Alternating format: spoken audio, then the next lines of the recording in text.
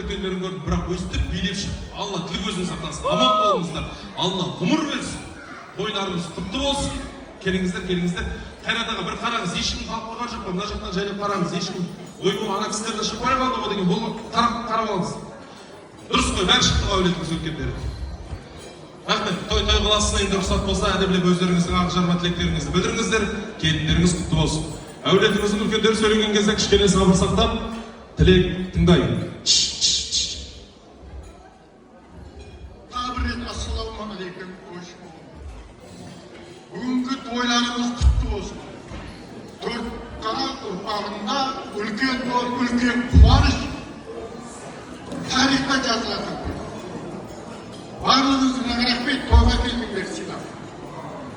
Міне біздер қуанып тойды өткізіп жатырмыз.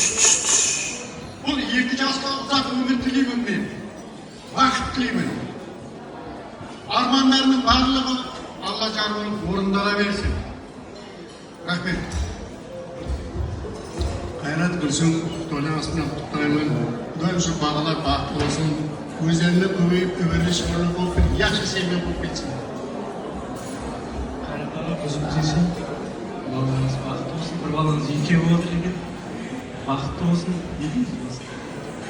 Бір өмір бақытты болсын.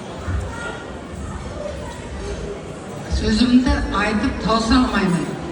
Солар бақытты болсын, үбірлі-шүбірлі болсын, біздер де ақ жаулықты, әже болып, шар болып, немере шөбіре сүйіп отырып, бесіп етсін. Қызметтері қайрат дінім, өсіп келіндеріме бұйра берсін.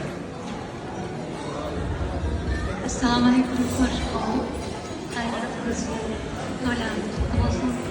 Мені кел алмаған балаларым Алматыдан Зайыр